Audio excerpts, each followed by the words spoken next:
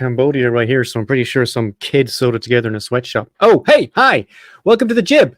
This bi-weekly podcast is about the many and varied schemes of the many and varied US law enforcement and intelligence agencies, organizations, and committees, and how they are stupid and funny. Join us on our merry journey through space and time. Hi, my name is Barry. You might remember me as the guy in the red shirt in Star Trek. Which one? Pick one, man. Honest. I'm in a lot of them. Oh, okay. Hi, everybody. I'm Seamus, and I'm an alcoholic. Sorry, wrong meeting. I gotta stop doing that. Say that every time you have to introduce yourself. Yeah. You've been conditioned by the meetings. Okay. Yeah. We're not here to talk about your substance abuse problem.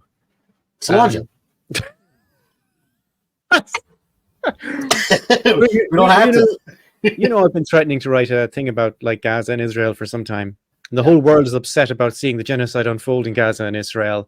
So I wrote the whole world, Barry. Not the whole. Most of the world, minus the Americans and the Zionists. Right. And so naturally, I wrote a script about the Congo.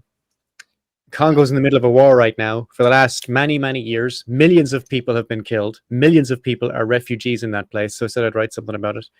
Do you want to hear a terrible joke? Sorry, Seamus, go on. Do you want to hear a terrible joke? No, go on. I couldn't help but hear this whenever you were telling me you're going to do this, because it was a joke that somebody told me when I was a kid, right? So, where did King Kong go? Congo. Congo. Congo. Yes. So I'm here for the humor. So, you were supposed to be the eye candy. I don't know what happened. All right, sorry. There's not many jokes in my script, so I'm glad you did that. It's bad. This week, meaning a few days ago, a Roman Catholic cardinal, a guy called Fridolin Ambongo Basongo, and Ambongo is his real name. If I was going to make up a Congo African name for the purposes of negative stereotyping, it would be Ambongo, but that is his real name. Fridolin Ambongo Basongo, he is the Archbishop of Kinshasa, which is the capital of the Democratic Republic of Congo. He said this in a church this week. Aggressors and multinationals have joined forces to lay their hands on the Congo's riches to the detriment of and in contempt for the dignity of peaceful Congolese citizens, created in the image and likeness of God. How far will this contempt go? How far will the trivialization of human life, however sacred, go? So that's something that the Archbishop said this week. We're going to talk about the Congo. God damn. That's this week, but we're going to talk about the Congo ab initio from the start. I say you from the start. We do the What's New segment all the time. You could almost do a What's New on the Congo all the time, right? You could, yeah. What's happening is Western-backed militias and Rwanda are attacking the east part of the country, which has all the stuff in it. And the people who happen to live there, they're dead. They're dying in a series of massacres, or they're getting thrown out. Millions of them, not like a few thousand. Millions of people are streaming out as refugees into neighboring countries. But it's okay, they're all Africans, so it doesn't make a difference to us, right? Anyway, we're going to talk about the Congo. Strap in, folks, this is delightful. From the Middle Ages to the 19th century, the area now called the Congo was in the control of various African kingdoms, until King Leopold II of Belgium had his colonial claim honoured by the political powers of Europe in 1885. Fans of the podcast will be familiar with the scene of high-level talks and committee meetings and decisions conducted without any representatives of the people who will be affected by those decisions. In particular, I'm thinking of the Geneva Conference. Yeah. The colonial power, for the Vietnam episode, called Passage to Freedom, if you want to check it out. The colonial powers, Germany, England, France, and so on, justified their horrible activities by claiming that they were civilizing the uncivilized, bringing modern agriculture to foragers, forest folk, bringing law and order to lawless barbarians, and so on. Now, while some of this is true in a purely technical sense, a moment's research, which I did a moment's research will reveal a context that people like Niall Ferguson refuse to see. Now, here we have, look at that, straight in. See, the script says, put the picture in now. Look at that. That's the organization and method I like. Seamus is in charge of the photos. Perfect timing. Here we have a map of Africa and its railways. This is the current system. This is the current system of railways for which the Africans should be grateful to the West for, right? You may notice that the railways do not necessarily go from highly populated areas to other highly populated areas, or between areas with the highest public traffic even. This is what most of us would expect from something describing itself as a rail network. But most of Africa's railways go straight from resource-rich areas directly to the nearest port. That's Africa's rail network. And the entire project of civilizing the uncivilized runs along those lines, both literally and physically, metaphysically. Yes, they brought law and order, meaning the colonials brought law and order, but that law and order was specifically brought to protect European assets and shut down dissent and rebellion. Yeah, they brought modern agricultural techniques, but those techniques were used to market capitalize every square inch of arable soil, farming cash crops for export, and so on. And the same thing happened in Ireland, by the way. That's the second picture there. That is King Leopold II of Belgium. Leopold II was a monster, even by the standards of colonial occupiers, and I do not say that lightly about anybody, but this guy was special. However, he was decent enough to say the quiet bit out loud. When he took control, he called it the Congo Free State, in which I assume was an attack of irony, calling it his private property. When he had no problem saying that he owned the entire place, including all the people in it, and he could do what he liked with it and with them. And this was, of course, everybody's position on colonialism, but he's the only one who said it openly that I'm aware of. Everybody else said they were doing them favors and they were civilizing and so on. This is the only guy who said, nah, fuck them, they're mine, I do whatever I want. Yeah. The Congo was market capitalized to produce rubber. The workers were slaves who were routinely executed if they failed to meet quotas. Severed hands were regarded as proof to the colonial authorities that someone had been executed. So a fucked up market in severed hands flourished. One Congolese man said, from all the bodies killed in the field, you had to cut off the hands. He wanted to see the number of hands cut off by each soldier who had to bring them in baskets. Rubber causes these torments, and that's why we no longer want to hear its name spoken. Soldiers make young men kill or rape their own mothers and sisters. And now we have another photo, which, yeah, I was going to give not a spoiler. What do you call it when it'll upset somebody? Trigger warning. That's upsetting. Yeah. Now, the hands were cut off as proof that they'd killed people. So you'll notice at least the child there is not dead. So there is something else happening here. Peter Forbrath, in his book, The River Congo, said, the baskets of severed hands set down at the feet of the European post commanders became the symbol of the Congo Free State.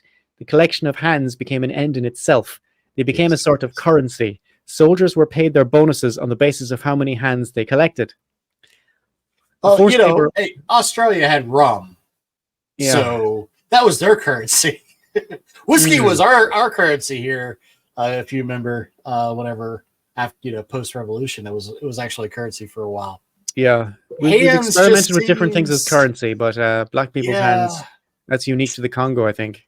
Yeah, I'm glad that you specified black people's hands because that's. I don't think you get any money for a Belgian hand. If anything, you might be put in jail because you've committed a crime. It would be if somebody chucked the white hand in the basket. Where did this come from? Just give me my money. Now you want to ask questions, So yeah, forced labor of all work-ready men meant there was no one left to work the fields, meaning the proper places where people would normally grow their own food, which led to famine. Children were kidnapped on Leopold II's orders and sent to special schools where they would learn to be proper slaves. And that's compartmentalizing a lot, but that's pretty much what they're doing. Proper slaves. Slaves. And half of them died of various diseases, but who cares, right? A Belgian soldier said he was ordered to cut off the heads of the men and hang them on the village palisades, and to hang the women and the children on the palisade in the form of a cross, because that's what Jesus would have wanted. So it's kind of a religious ritual now. We're going to get over this bit. Don't worry, this is rough, but we're going to get over it. There's another rough bit after it, but this is just this rough bit. We'll get over it in a bit. Yeah. Back to the jokes soon in a little while. Historian Adam Hochschild, Jew, argued that the dramatic fall in the Free State population was the result of a combination of murder, starvation, exhaustion, exposure, disease, and a plummeting birth rate. Some argue that the imported diseases killed more people than the violence, which would be a hell of a job given the amount of violence. Smallpox, sleeping sickness, amoebic dysentery, syphilis, gonorrhea, and swine flu were particularly severe. Flag on a play. Two of those are suspect, right? Syphilis and gonorrhea. Yeah, what's going on, huh? Well, syphilis and gonorrhea maybe not so much, but syphilis can only have been brought by the occupiers. Yeah. But there's no, I don't want to think about it, man. It's bad enough as it is. This is just things that were killing people, right? Well, they just amoebic dysentery is probably like syphilis you can fix now with like a 2-week course of antibiotics, and amoebic dysentery, all you need really is a constant supply of fresh water and you're all right. Yeah. In a week. Dysentery is such an easy thing to fix, and people are still dying of it in Africa and parts of Asia. It's insane. Anyway, and I'm sitting in a house with a unlimited water supply, clean fresh water, literally on tap.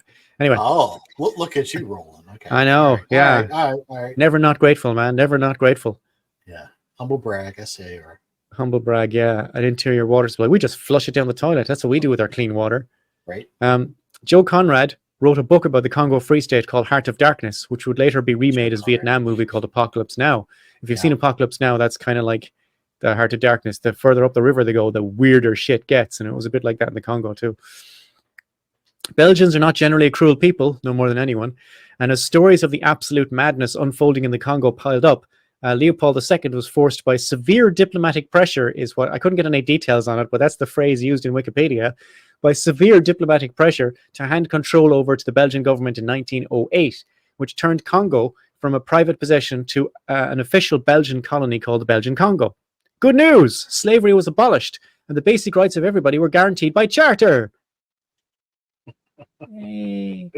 Bad news. Yeah. The majority of the admin staff were the same people who ran the place under Leopold II, and they did not give a single shit about any charter. Right? Because sometimes, things take a while to percolate through onto the ground, right? Whatever you keep calling this a free state, you know what I mean? It was obvious this was not going to get any better just because, they did. They get a bit better in the sense that now people are saying slavery is abolished, even if it was still happening. At least they're saying it. Things happen like. Right, labor was still forced, but gradually over time, things did get better. Of course, I hate using the phrase "of course." I think it's a terrible phrase to use, but I stick it in my podcasts all the time.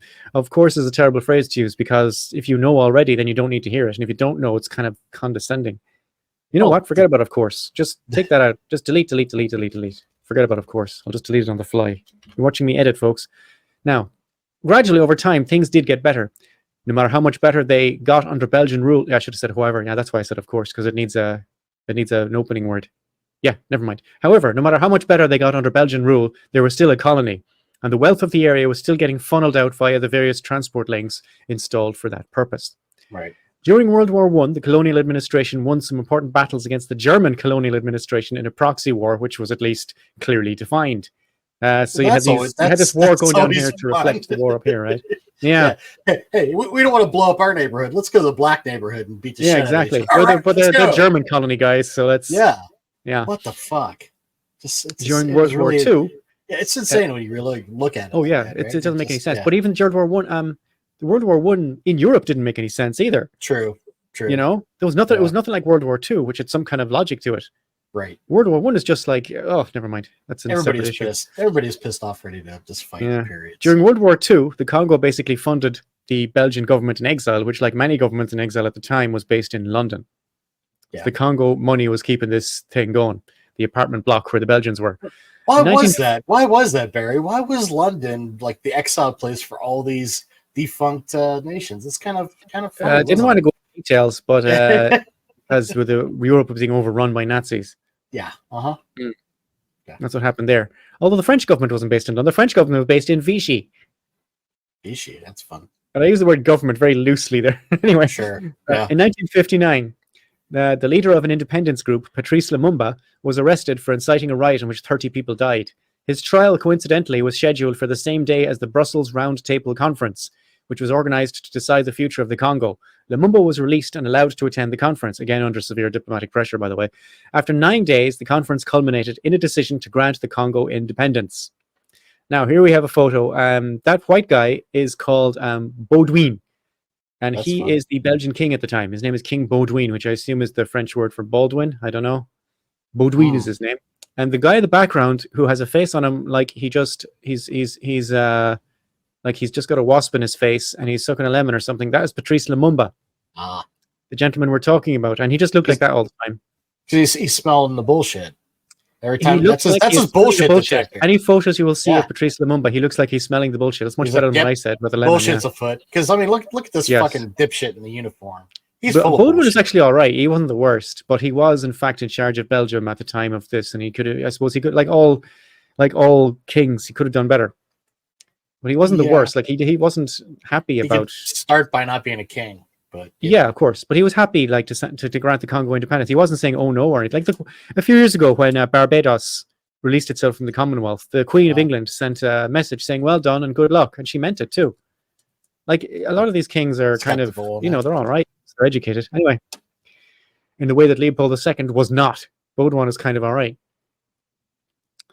The 1960s was a hot time for African independence movements, and the Congo was no exception.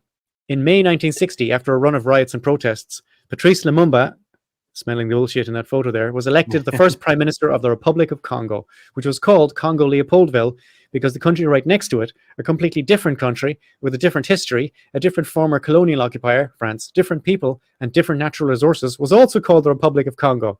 The smaller country to the west was called Congo Brazzaville. Oh, Jesus Christ. Well, Congo Brazzaville was the capital. Do you remember the end of Casablanca? Yes. The two boys decide they're going to go to Brazzaville. Yes. Okay. Yeah, that's Brazzaville was there.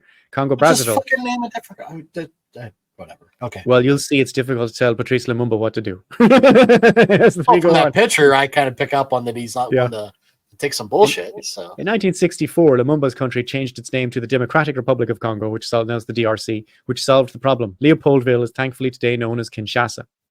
Lumumba made a short, unscheduled speech at the independence ceremony. And here are some extracts from that speech that Smell the Bullshit guy made. Yep. Men and women of the Congo, victorious independence fighters, I salute you in the name of the Congolese government. Although, will I do an African accent or is that racism? Nah, just how it read it, man. Just read it straight. Just read it straight. Look at the panic in his voice. Although this independence of the Congo is being proclaimed today by agreement with Belgium, an amicable country with which we are on equal terms, no Congolese will ever forget that independence was won in struggle, a persevering and inspired struggle carried on from day to day, a struggle in which we were undaunted by privation or suffering and stinted neither strength nor blood. It was filled with tears, fire, and blood. We are deeply proud of our struggle because it was just and noble and indispensable in putting an end to the humiliating bondage forced upon us. We have not forgotten that in the cities the mansions were for the whites and the tumble-down huts for the blacks, that a black was not admitted to the cinemas, restaurants and shops set aside for Europeans, that a black travelled in the holes under the feet of the whites in their luxury cabins. The Republic of the Congo has been proclaimed, and our beloved country's future is now in the hands of its own people. We shall show the world what the black man can do when working in liberty, and we shall make the Congo the pride of Africa. I ask you all to sink your tribal quarrels. They weaken us and may cause us to be despised abroad. Long live independence and African unity. Long live the independent and sovereign Congo. All right. Yeah. Nothing particularly outrageous or even untrue in there, but of course the bullshit. Fine, man, right? Bullshit detector man. He's got some. Yeah, that's Jean-Luc Picard's standard speech. It's good, right? Yeah, it's good stuff. Yeah, and none of it's untrue, but of course the colonial powers in the United States didn't like it. It was easy enough to I know, yeah. What part did they like? What part did they like? The calling out of colonialism, the calling out of capitalism, or the exploitation of black folk? Which Everything part were they upset doing. about, Barry? Which part? Well, this is at the time when black people weren't getting an easy ride in the United States. You know? No. It was easy enough to cast Do they get Lumumba an as easy a ride communist. now? I wouldn't say that either. Well, easier. Fair. Right? We have to admit that black people have an easier ride now in America, even though it is not easy. Yeah. It's easier than it was in 1960, right? We have to be fair. That's fair. Right? Yes. Is that fair? Yes. Right. He will reluctantly concede. All right. But it was easy to cast Lumumba as a communist. He was strongly pushing for national Congolese resources to be exploited for the benefit of the Congolese people rather than the colonial powers, which, as we saw in the Iran episode called Operation Ajax, that's an alarm bell that'll send the CIA coming, right? Yep. It's like a Pavlovian thing with the CIA. Ding, ding, ding, ding, ding. Can we just use our resources for our own people? Ding, ding, ding, ding. CIA on the way. And he also pushed for... Don't you understand that this country is not meant for you? Just because you live there, have you met us, the whites? Okay. No. It doesn't work that way. We come. And we're not monsters. We let you have 20% of it. Do you remember what they said to the Iranians with the oil? We get 20% of the oil revenues. 20%. Wow. Thanks. And basically you get 80%. The Anglo-American... Go watch Operation Ajax. We have the whole thing, the episode out there. Which honestly is a better deal than, we gave indigenous people here. Absolutely. Which, it's a better deal than the Congolese got, which was 0%. I was going to say, I'll let you get to that part, but yeah. Yeah. Lumumba also pushed for improvements in healthcare, education, and labor rights. What the fuck is wrong with this guy? What is his fucking he's just problem? begging for the CIA to fuck him in the ass with a broken bottle, isn't he? Yeah. Yeah. There were more alarm bells when he turned to the Soviet Union for help in nation building. Although, like we saw in Cuba, the Operation Mongoose episode, if you want to check it out, this was more a result of Western opposition than a desire to align with the USSR. Now what I've done is we have a top 10 here as a little break from the misery, right? Yep. And this is you ready for your photo? It's yeah, top 10. You can put up the photo now. That's a little map of Africa. Africa is huge and very varied. So when we say things are happening in Africa, it's kind of condescending, right? Like I was married to a Filipino lady years ago, and her parents came to visit, and they were in Ireland, where I live, and they went back home, and people said, "Where did you go?" "Oh, on our holidays, we went to Europe." Which sounds bizarre to any Irish person, although it's true. Sure. So calling this place Africa might just be a little bit weird. Certainly, maybe to Africans. Like it's like you can't say Algerians are the same as Congolese or South Africans are the same as Egyptians, or it doesn't make any sense, Fair. Right? But anyway, that's what I'm going to do.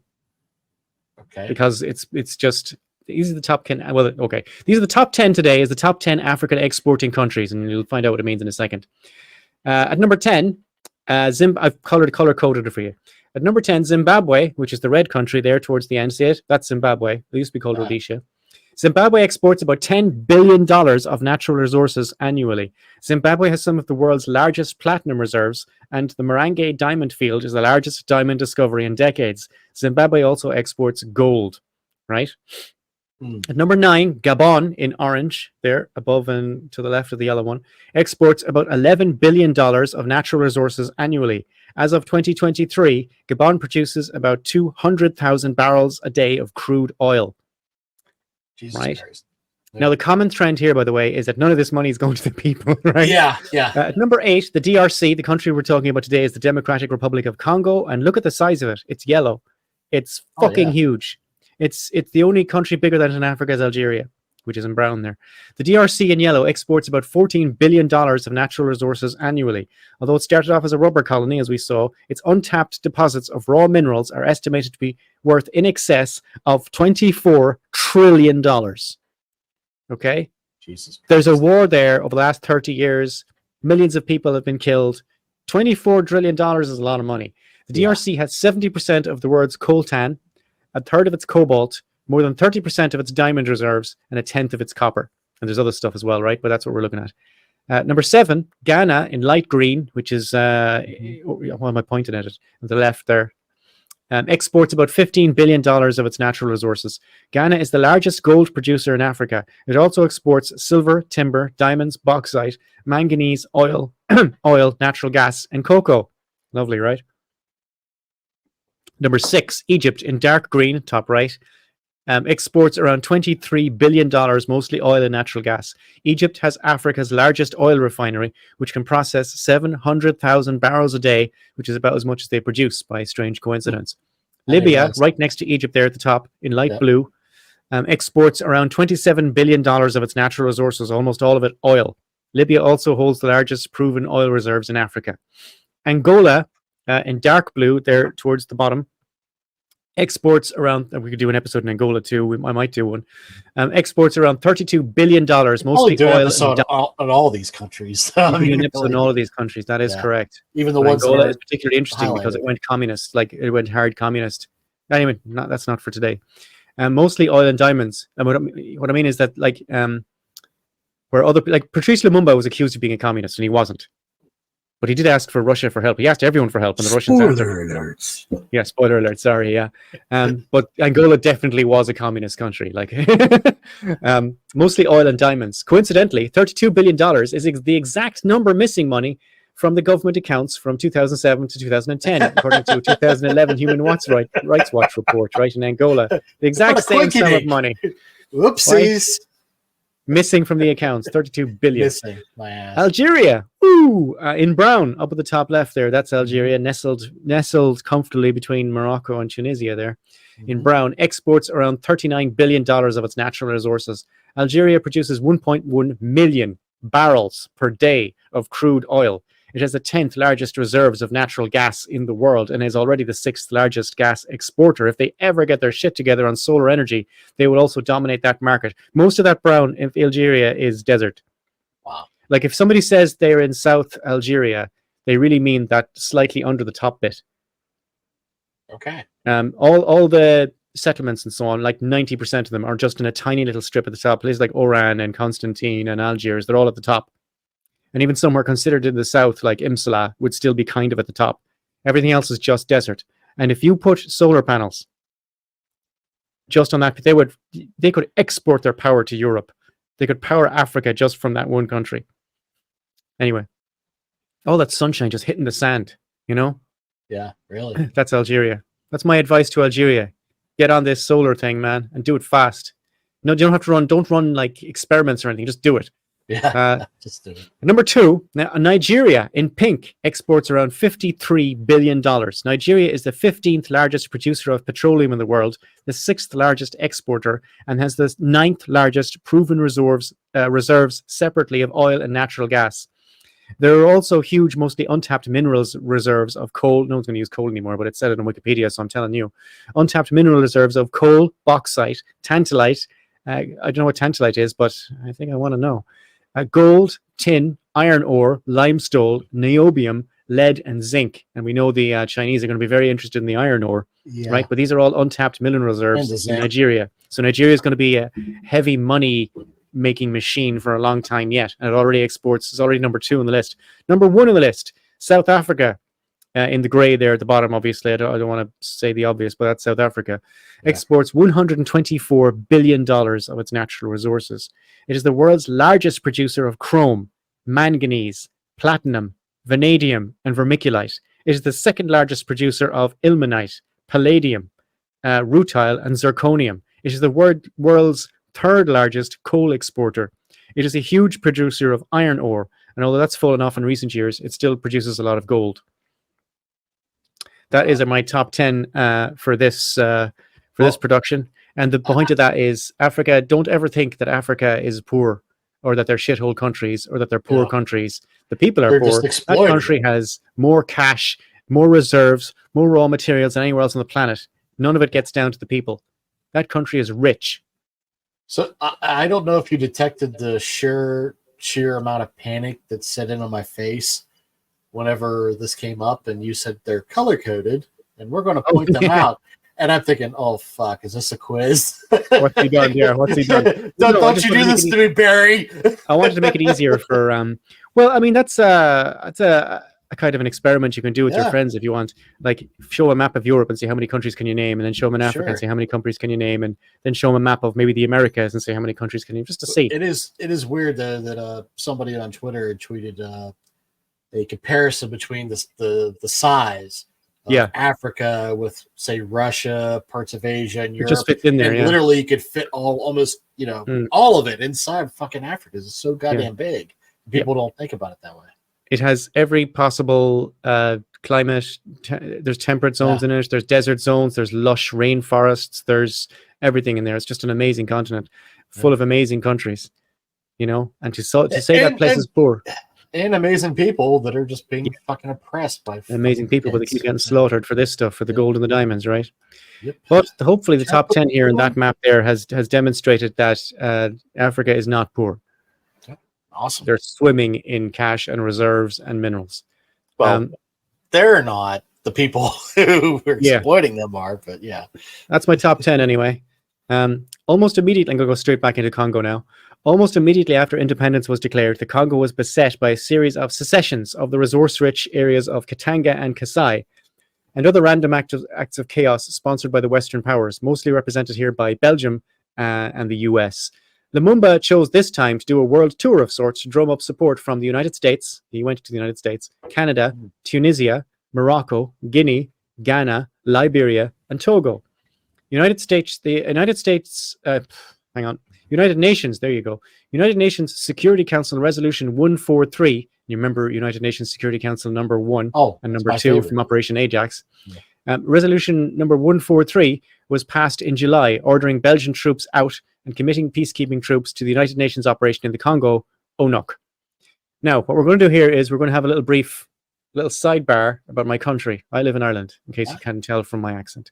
Katanga was the first deployment of Irish UN peacekeeping troops. The troops were sent in to back up Congolese and local militias, including a tribe called the Balubas, in their efforts to quell the Katanga secession. The Irish contingent were ambushed by Balubas. The Irish opened fire, and 9 Irish soldiers were beaten to death. The tragedy is that it was apparently a case of double mistaken identity. The Baluba tribe mistook the Irish Onuk forces for the European mercenaries that Katanga had employed, and the Irish soldiers also mistook the Balubas for Katanga soldiers. It was a big, stupid mess. And even today, the word Baluba is used in Ireland as a slang term for a violent young man or someone out of his mind on alcohol. Isn't there a movie based on that? I'm not sure if there must be. Isn't that what's the 50 Shades of Grey dipshit? Oh no, you're thinking about the one I talk about after the image. Oh, sorry. That's okay. It doesn't matter. Put up the Baluba image. Okay. This is a report, a local report. PL Baluba. Yeah. There we go. Now that's the Irish Independent. That's a regional report from the Irish Independent. That is an actual headline. It says Kerry man who was Balubas had to be arrested for his safety. Balubas there is an Irish slang term, and everybody reading that in Ireland will understand that it means he was out of his mind on alcohol. Mm-hmm. Because the Balubas cut the Irish, they beat them to death and they hacked them. And the Balubas then got a reputation in Ireland for being these animals. And of course, it's easy again because they're primitive, whatever, right? Were they the first hackers, Barry? The first hackers were African mercenaries with machetes, yeah. But this attack on the Irish soldiers has nothing to do with the siege of Jadotville, by the way, which happened 500 miles away a month beforehand, and which was made into a solid movie starring Jamie Dornan, putting on a ridiculous Irish accent. It's on Netflix. I don't know why he put on a ridiculous Irish accent, because Jamie Dornan is Irish. Yeah. Yes. But if any Irish person watching that and hearing his accent is like, why are you doing this, Jamie?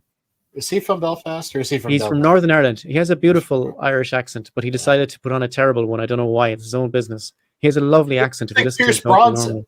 It's like Pierce Bronson putting on an Irish. It's like, dude, what are you doing? Pierce Brosnan has a more sort of a neutral accent, so he has to. I can understand that. I don't know. But anyway, it's on Netflix if you want to see it. It's the Siege of Jadotville. And that's nothing to do with this thing I was just talking about. These and other similar incidents saw the UNOC transition from the usual peacekeeping mandate to a more aggressive role of shoring up the collapsing central government. Now we're going to go back to Congo. In August, on his return, Lumumba declared a national state of emergency. We're still in August, by the way. He was becoming increasingly isolated, and his cabinet started falling apart. On the 5th of September, encouraged by Belgium and the US, President Joseph Kasavubu fired Lumumba for communism because he applied to the Russia for international aid, as I said. He applied to everybody. Lumumba responded by firing Kasavubu from the presidency over public radio. No, I'll fire you first, you know. The government tried. This is, by the way, again, like, if you remember what happened in the Iran episode, he fired the prime minister. The Shah didn't take. The government tried to hobble on, but it was basically paralyzed. Now, in 1975, former NSC Secretary Robert H. Johnson said that during a National Security Council meeting, and that's bad editing, because I gave the abbreviation before what it stands for. So what I should have said was, in 1975, former National Security Council meeting, Secretary Robert H. Johnson said that during an NSC meeting in August 1960, he vividly recalled the president turning to Alan Dulles, director of the CIA. In the full hearing of all those in attendance, put us full screen again. We don't need to see the Balubas anymore. Oh, come on. You don't like the Balubas? I do. I think they're great, but we don't need to do it for this bit. Okay. Thanks. Saying something to the effect that Lumumba should be eliminated. Right?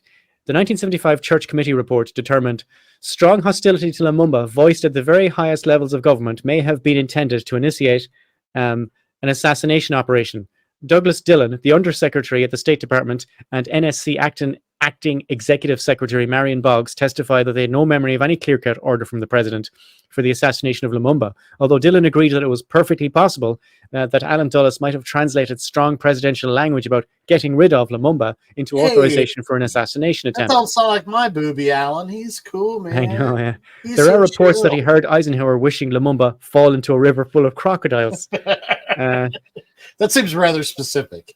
Well, I was reminded of, do you know the story of, will anyone rid me of this turbulent priest? Oh, shit.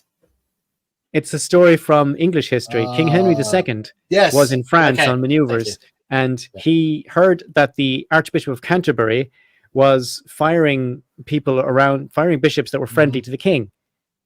And he didn't like it. Yeah. And he got very, very angry. And he said, will no one rid me of this turbulent priest? Yeah. And 4 knights immediately left France to go back to England, murdered the Archbishop of Canterbury, and then say, job done. Only for King Henry II to say, I didn't ask you to kill him. I just said, I was just frustrated, and I wanted him to be got rid of in a sort of ethereal sense, but I didn't want anyone to murder him. He's a goddamn archbishop. So but then really he did. Yeah, So come on. maybe that's what Eisenhower is. He's pulling a turbulent priest, right? There he is. Yeah. At the That sounds church like you're on a committee. defense of Eisenhower there. What's your No, I'm problem? not defending Eisenhower, but I'm not defending hell? Henry II either. Henry II is the man, the first English king to invade Ireland. So Henry II can get fucked. Well, he's dead. He can't do that anymore. Oh, I'm very much in favor of digging him up and yeah. Anyway, at the church committee Sodomizing hearings, a corpse. I think you might get excommunicated for it that. wouldn't be the first time. At the church committee, I mean, not for me. I mean, in general, at the church committee hearings, Dylan said of sodomized the corpse. I didn't know she was dead. At the church committee hearings, Dylan said of Lumumba. You couldn't keep going after that. I know. Come on. You give me shit on. about not being deadpan. And That is true. Yes. Sorry. Okay, hang on. Jesus Christ. I have a whole script going in my head now about the dead hooker. Anyway, at the church committee hearings, Dylan said of Lumumba during his Washington. This is what Dylan said, so you can take it with a grain of salt. Said of Lumumba during his Washington trip that he found Lumumba psychotic and impossible to deal with, and he was just not a rational being. There are several reports. There are several reports of Lumumba being a bit messianic. Maybe because we saw the wait. Why am I saying we saw the picture? Let me bring the picture back up. Right. Nope, wrong one. That's nothing to do with Lumumba. Oh yeah, there he is. Yeah, because you can smell the bullshit. That guy. You mean that guy was giving him shit? Yeah. Well, apparently he didn't take any shit of anybody, and also whenever he was entertained by the U.S. government, he ordered women. Oh. He had like CIA handlers in Washington, and he ordered women. And they said, "What kind of a woman do you want?" He always wanted white blondes. That probably did not go over well. Left it out of the script, but we're here now. Anyway, he was just not a rational being. So apparently, if you want white blondes, you're not rational, according to Dylan. I'm not judging. Do what you got. You know what I mean? Whatever. But I'm sure that pissed off the people facilitating that as well. Somebody wasn't happy with it. Yeah. Yeah. This uppity N-word, I guess they were thinking. I'm sure that's the term that they use more than once, considering this gentleman. Uppity. Yeah. But no. Oh, by the way, I don't think uppity was the one that they used. But Lumumba said that the Belgians, he accidentally bumped into a lady on the street once, and he said sorry, and she said, "Get out of my way, you dirty monkey." Jesus Christ. She called him a sale macaque. French for dirty monkey. Yeah, around the same time, there was shit. You know what? It's a whole diatribe. I'll make it super short. That a lot of ambassadors and stuff from African nations were coming over, and this was actually after Eisenhower, and actually during Eisenhower in 60s. Kennedy, yeah. That a lot of ambassadors from African countries were coming over, right? Yeah. And they had this huge culture shock, right? Because they go into places of business, trying to get food or whatever, and were treated like shit. Yeah. Because they were black. Because they were black, yeah. I heard that. It's just fucking mind blowing. It's very peculiar.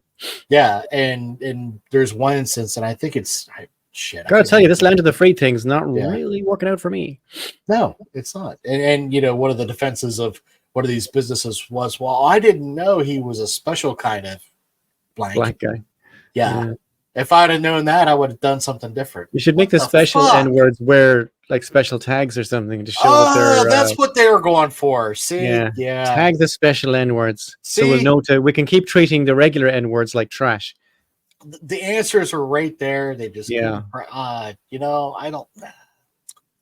Yeah, they were like just a millisecond ahead of their time, not far enough. Millisecond ahead of their time. Yeah. You see the whole picture. You see it down the road. Yeah. They needed you back then, so yeah. You could have fixed this for them.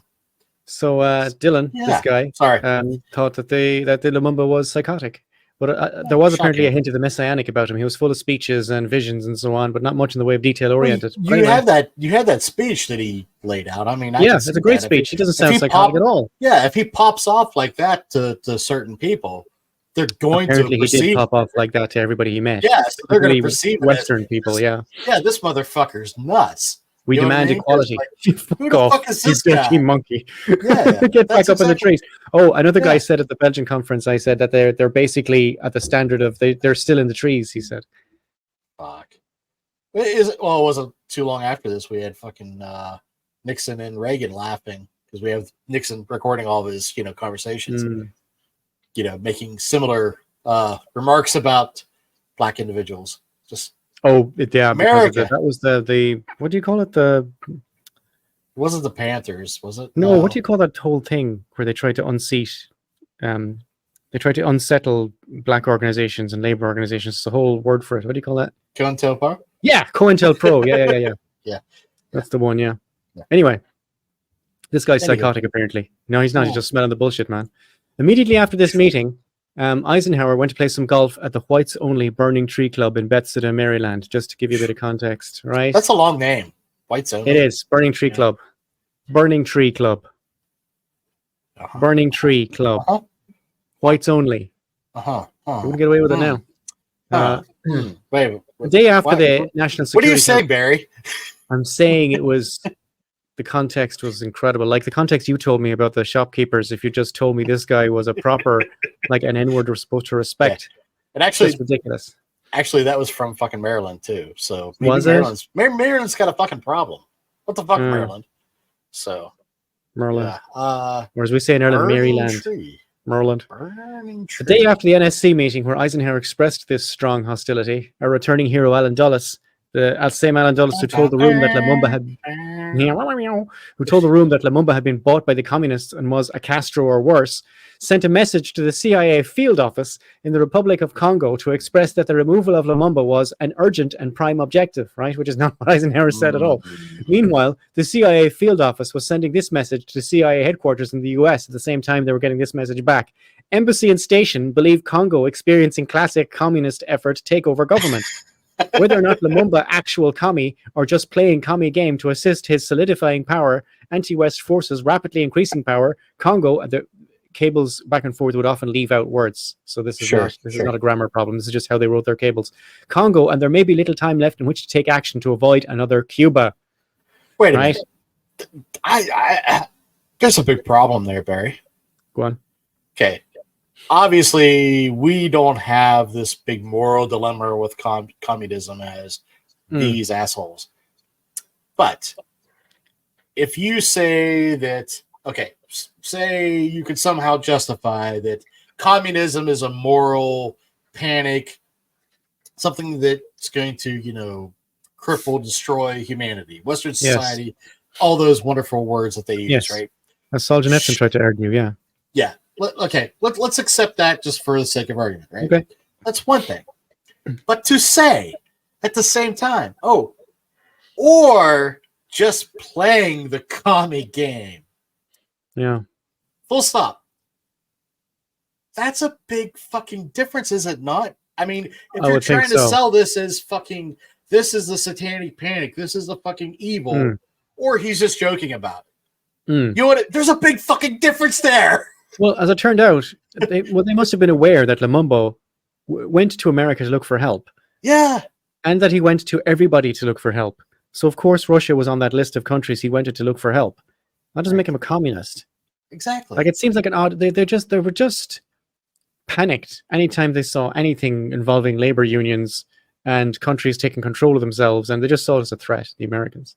Right, because it's just easier to label all that the same and just chuck it. Chuck it in the fucking bucket and move on. Right?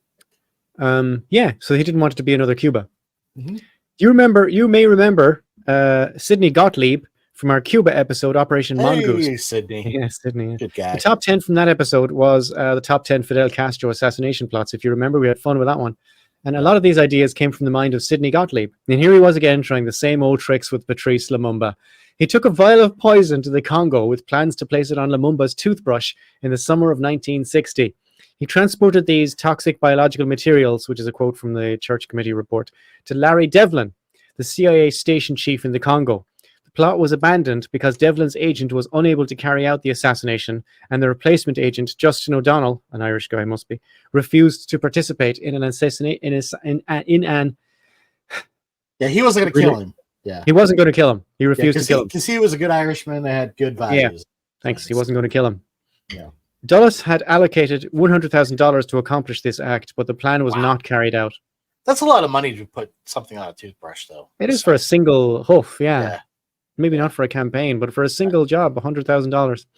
You know, what you could do with $100,000. We spent so much time going after Allen Dulles for all the evil he did. Mm. You know, the guy was kind of a grifter. Let's think about this. He was like a wasteful spender. You know, we don't talk about the problems. Runaway government spending.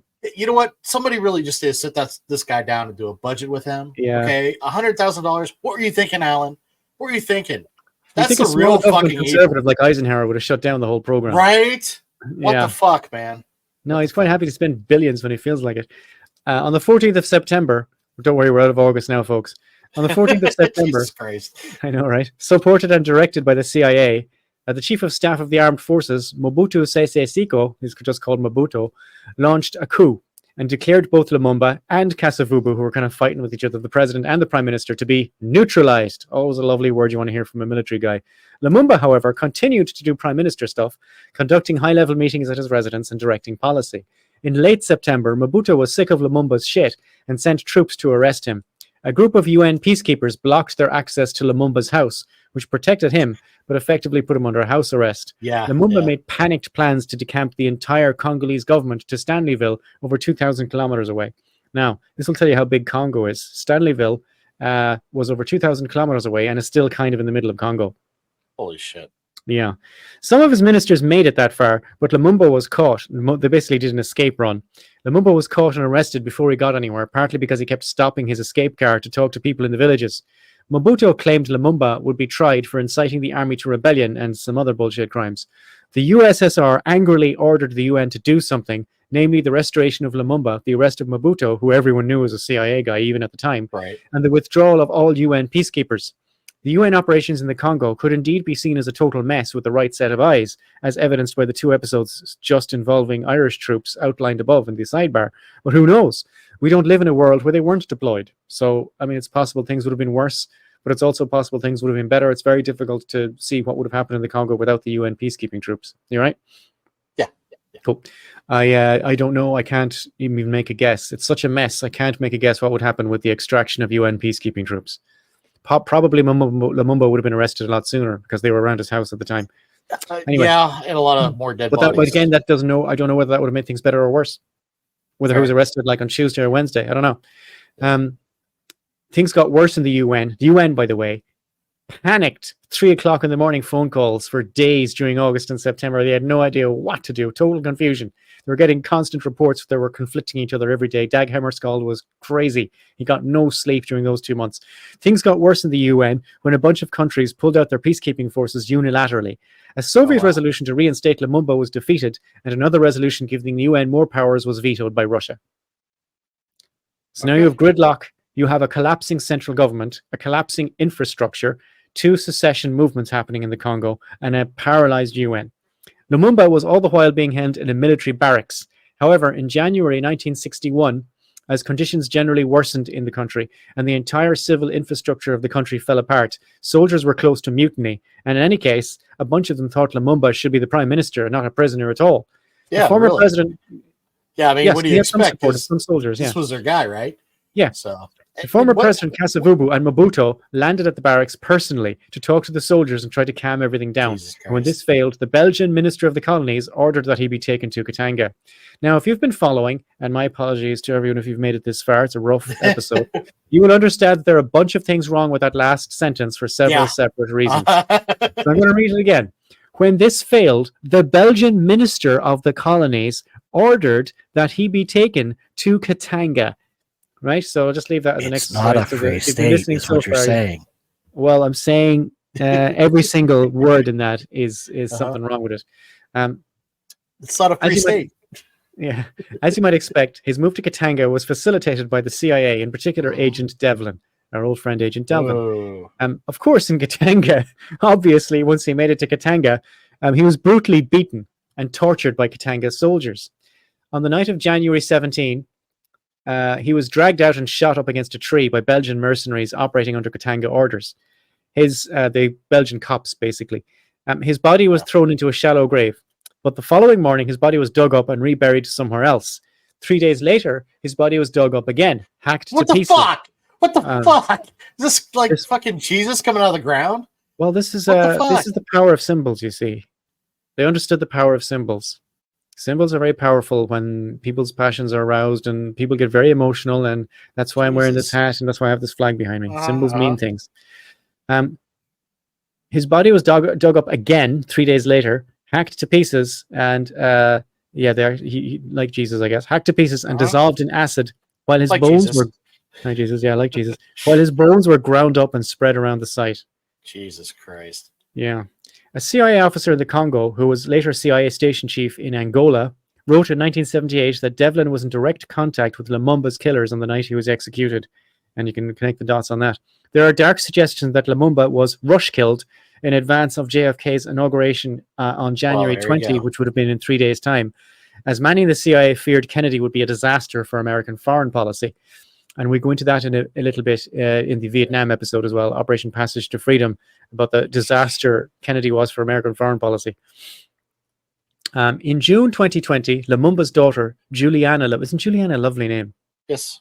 Juliana Lumumba, appealed directly in a letter to Philippe, King of the Belgians, the return of the relics of Patrice Emery Lumumba to the ground of his ancestors. In September 2020, by the way, we're talking about things in the 60s, but September 2020 is not that long ago.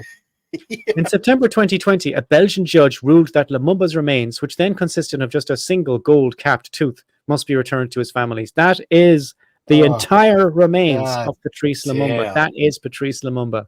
God damn. In May 2021, again, not that long ago, Congolese President Felix Tshisekedi, I'm sorry about that. Go for it. Yep. Tshisekedi announced that there would be a repatriation of the last remains of Lumumba.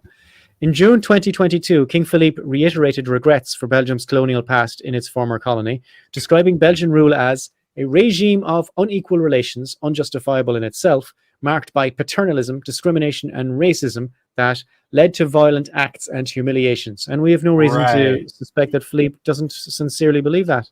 Okay. He seems like all right. Yeah. I mean, the fact that he's a king is problematic on its own, but I mean, goddamn, as an Irish person, you give the royals a pass in this episode. Oh, I have no problem with Queen Elizabeth II. Oh, fuck them all. She's all right. It's not her fault. It's what she represents I have a problem with. Fuck her. Yeah, well. Yeah, I suppose. Henry II now. Yeah, definitely. In June, Lumumba's children received the remains of their father during a ceremony in Brussels. The Belgian Prime Minister, Alexander... I'm sorry, I gave you a cufflink. I'm sorry. Here he is. Yeah, pretty much, right? What the fuck? The Belgian Prime Minister, Alexander De Croo, said, "For my part, I would like to apologize here in the presence of his family for the way in which the Belgian government influenced the decision to end the life of the country's first prime minister," which is one of the most diplomatically worded shit I've ever heard. But it's accurate, right? An investigation... He could have said nothing at all and just been the same. I'm just saying. I know, but he's a politician, right? What's he supposed to do? An investigation by Belgian prosecutors for war crimes related to Lumumba's murder is ongoing. His remains were laid to rest in June 2022. It's a real mystery there, Barry. It's a real mystery. Yeah. That's Patrice Lumumba. Now, the history of Congo does not stop in 1961, but this podcast does. And maybe I'll do something about from 1961 to yesterday. But I will leave you with a short video clip. This is a guy called Bishop Tudor Bismarck. He has a large Christian church based in Zimbabwe, but he travels a lot. And guess this time he was speaking in Zambia. Wait now.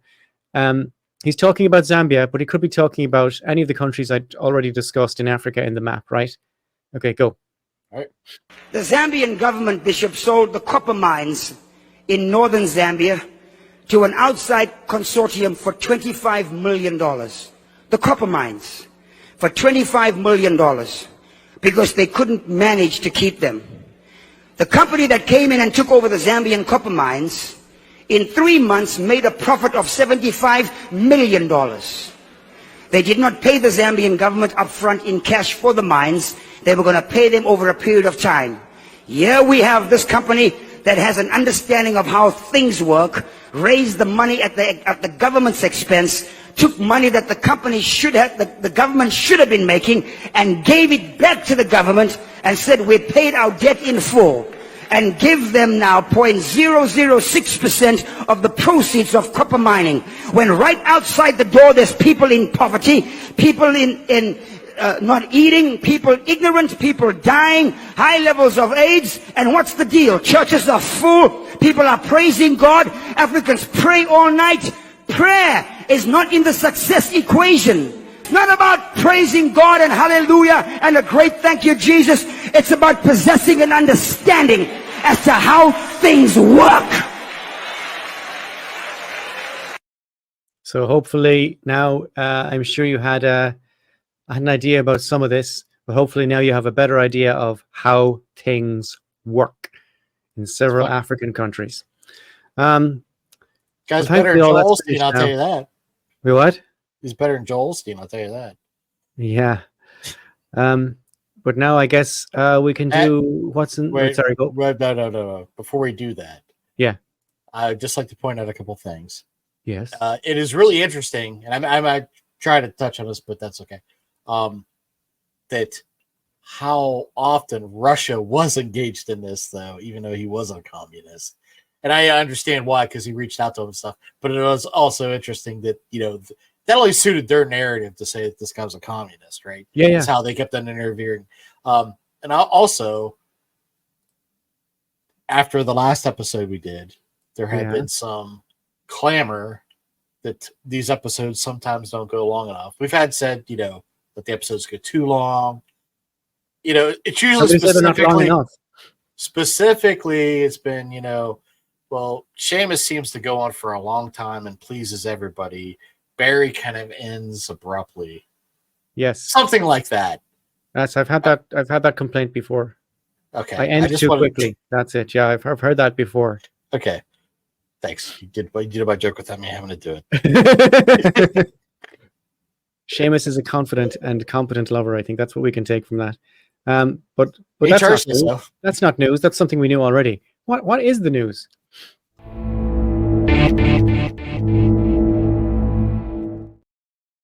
Sorry, I meant what's new. Please take that golden tooth off. Put us up. Oh, you don't want the golden tooth? Oh, no, it's grim, man. I can't. Look, that's just sad, man. That's trying to be whimsical. All right, cool. Okay, what's new? Just before every podcast, Seamus and myself put in CIA and FBI into Google, and then we hit the news tab, and we pick 2 or 3 stories we think might be interesting or funny. And Seamus will now regale us with his tales of the FBI from this week. Honestly, most of it's all the same. There's really not a lot. Same. Chuck Grassley pushes back on media coverage indicting FBI bribing source. So if you don't know this, the FBI, this leaker, right, about the whole Hunter Biden saga bullshit. So now they're saying this guy lied and the FBI's trying to get, so they're coming after him. Of course, people are saying Russia did it now. I don't know. I'm so tired of the Russia thing. Yeah, exactly. Then Jack Smith, if you don't know, Jack Smith's guy, it's been involved in the Trump investigations and wants to censor the FBI interviews. To censor FBI interviews in Trump case. So what does he want censored out? I believe he wants, because he's trying to say that there was some sort of let me see here. Thought it was just national security stuff, but I think there might be other things here. Let me make sure. I didn't. Sorry, they always want to repeat the same bullshit. FBI. Okay, this doesn't really say why in this. What I saw earlier was national security. I don't know if that's true. So let's just we can just. Anytime there's a gap of longer than 2 or 3 seconds of podcast silence, I'll just start doing "Girl from Ipanema." Girl from Ipanema, that's a good one. Yeah, but this is all the FBI stuff's about the Hunter Biden. Now, the Republicans are pissed because the FBI didn't do the job, right? Okay. Or they're censoring the people that they want to testify, and it's we talked about this before. I don't even. But it's up to the judge to decide what's censored or not. But that should be sorted out in discovery before there's ever any evidence presented. All this is just, and again, don't get me wrong, if you put Hunter Biden in jail, put him in jail. Put Joe Biden in jail. Put them all in jail. I'll be so happy. I don't care. But some of this stuff is just I'd like to think that if you're going to put them in jail, that you have some evidence that they committed a crime. That's all I'm saying. Yeah. FBI issues alert on Russia threats targeting. I'm not going to be able to pronounce that. It's a cyber attack. Okay. So there's two different cyber attacks that the FBI is putting out notices about. One is Russia and one is China. On where? On attacks on whom?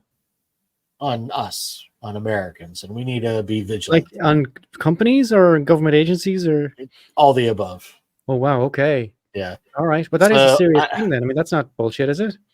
It is and isn't. The only reason I bring it up is because because there's always been a lot of the saber rattling, right? Yeah. There's been a lot of this lately. That's all I'm saying. I'm not saying obviously be vigilant on. I mean, I'm always vigilant on the internet. Semper vigilance. Yeah, I mean, when you get a strange email or something, you're not like, well, it might be Russian. I'm not going to click on it. Oh, you mean it's like, French? I'm going to click on it. You know what I mean? Yeah. It's like, you think it's like that? Yeah, I don't know. Okay. Maybe I'm just skeptical. An alert for people who know nothing about computers. Yeah. Just don't trust anybody on the internet. How about that? Don't Here's a good idea. Why does it have to be? Yeah. That's pretty much it. Honestly, everything I keep reading is all about the same thing. So okay, nothing else. Nothing too exciting. FBI. Sorry, guys. I have 3 from the CIA, and you will decide if they're exciting or not. Headline: Ukraine. The CIA maintains 12 secret bases near the border with Russia. The U.S. Central Intelligence Agency maintains 12 bases and secret locations in Ukrainian territory along the border with Russia. And last Thursday, the agency's director, William Burns, visited Ukraine. This is there he William is! Burns' world tour. There he is. A T-shirt, William Burns' world tour live. Yeah. Visited Ukraine for the 10th time since the conflict began underway in Eastern Europe. Now, another headline says, CIA chief expected in Paris for Gaza hostage talks as U.S. pushes for a deal before Ramadan. Right. CIA Director William Burns is expected to travel to Paris on Friday, World Tour 2024, to hold talks with Qatari, Egyptian and Israeli officials. Everybody, of course, except the Palestinians. But the effort to reach a deal to secure the release of hostages. Is Burns in charge of bringing the ice cream? That's what I need to know. I know, right? So, we need to know about that. Also, I wrote a satirical article, a joke years ago about how the Israelis were shooting Palestinians, and they made an agreement that they weren't going to shoot anybody during Ramadan. And apparently, this is what they're doing literally. It's not even a joke anymore. And the third clip I have, just the headline just says, ex-CIA operative said things are looking very good for Vladimir Putin. It's on the CNN website, but it's a video presentation, so I can't read it. And if you want to look at that, you can. It sounds like it could be interesting. But things are looking very good for Russian President Vladimir Putin is not the consensus view. So it could be very interesting to have a look at that and see how it pans out. Those are my CIA links, and I guess that is our show. And if you have been affected by any of the issues raised, I don't know, I guess there must be a charity for people who've had their hands cut off, for amputees. It was a rough show, but hopefully when you hear more news now in the Congo, things happening in the Congo and the genocide in the Congo and the violence, you have a bit more background in the back of your head about what's actually happening. Yeah, I mean, it is a constant thing. I mean, we could, no joke, do a whole segment on every week. Oh, I could definitely, and I may do another episode just about the Congo of stuff I haven't mentioned at all here. It's everything from 1961. That Mobutu guy I discussed ended up taking over the whole country in another kind of a coup in 1965, running the place until the 7th. Yeah, never mind. I might do a whole other thing. Yeah, and as far as the exploits of the Congo, I recommend Behind the Bastards. Jesus Christ, I think they've done 4 episodes on the Congo. Yeah, with King Leopold and Henry Morton Stanley. I haven't heard any of those episodes, by the way. You should. You enjoy them. Yeah, Henry Morton Stanley literally. They talk about the things I talk about there. Not so much. Some of the things about. Well, I mean, bits about Leopold. No, remember I did one episode and you said that the Behind the Bastards did it, and I wasn't familiar with it at all. When I listened to their episode on it, it was the Iran one, Operation Ajax. That was the Dollop. Sorry, they did it after us. They did the it after Dollops us, always but following us. I'm joking. yeah, I love but the those Dollops. guys, The thing about So- it is, my script in Operation Ajax and the Dollops presentation in Operation Ajax were about exactly the same thing, but they covered almost none of the same material. They had about 2 or Right. 3 facts in common, and it Yeah. just lets you know how interesting these things can be and how you should get as much information as you can. I caught a shit ton of stuff out of this script, and I caught a shit ton of stuff out of the Iran. And the Dollop obviously felt the stuff I cut out was the interesting stuff, and the stuff I included wasn't. But that's good. We live in a world where lots of people can be interested in lots of things. Yeah, and I walked away from what you presented, what they presented, more informed, than if I'd have just listened to one. So just saying. So Any interest? that's not a the shameless Dollop's a great plug. show. So yeah, go check out the Dollop. Yeah, and the Behind the Check out Bastards Behind is a the great show as Bastards. well. I have heard a few episodes and a few of the Dollop as well, but I haven't heard any of their Congo episodes. Yeah, good stuff. So Yeah, that is our show. I put the ticker down because for whatever reason I didn't have the ticker on before, so that's where you can follow us, all that happy stuff. I'm Solo1Y like, on everything, every social media you can think of. I'm Solo1Y on it if you want to follow me. And I have noticed that ever since we started saying that, none of you people have followed me on Twitter or Instagram or anything. You just like switch off and go home. Is that it? You think this is over when we stop the episode? No, this continues all day, every day on my Twitter feed.